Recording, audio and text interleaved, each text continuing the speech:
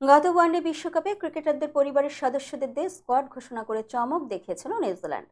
সবশেষ টি-20 বিশ্বকাপেও দুটি শিশুকে দিয়ে সংবাদ সম্মেলনে দল ঘোষণা করেছিল তারা, যার ফলে ব্যাপক প্রশংসা কুড়িয়েছিল কিউই ম্যানেজমেন্ট।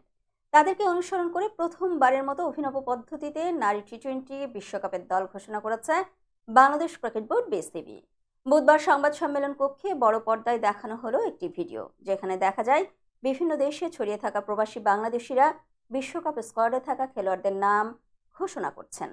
বিসিবির উইমেন্স উইং এর প্রধান হাবিবুল বাশার সুমনকে প্রশ্ন করা হয়, প্রবাসীদের দিয়ে কেন বিশ্বকাপ স্কোয়াড ঘোষণা করা হলো?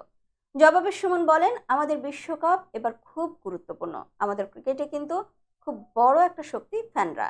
আমরা দেখেছি শুধু দেশের মানুষ যারা, তারা তো এখান থেকে ফলো করেন, কিন্তু আমরা যখন প্রবাসে যাই, প্রবাসে যারা থাকেন তাদের একটা বড় অংশ কিন্তু আমাদের ফলো করেন। দেখার বিষয় ছিল তারা আমাদের কতটুকু খবর রাখছে। দেখেছি সবাই খুব আগ্রহ নিয়ে তাকিয়ে আছে বিশ্বকাপের দিকে। তারা যে আসলে অনেকখানি সম্পৃক্ত থাকেন আমাদের দলের সঙ্গে, সেটার জন্যই আমাদের এই প্রয়াস। উল্লেখ্য, টি-20 বিশ্বকাপে টাইগ্রিসদের নেতৃত্ব দেবেন নিয়মিত অধিনায়ক নিগার সুলতানা জ্যোতি। স্কোয়াড: মারুফা আক্তার, দীপা বিশ্বাস, সাথী রানী, মুর্শিদা খাতুন, স্বর্ণা আক্তার, ঋতুমণি, নাহিদা আক্তার, সুলতানা খাতুন, সুবহানা মুস্তারিফ, ফাহিমা খাতুন, জাহানারা আলম, দিলারা আক্তার, তাজ নাহার এবং রাবেয়া খান।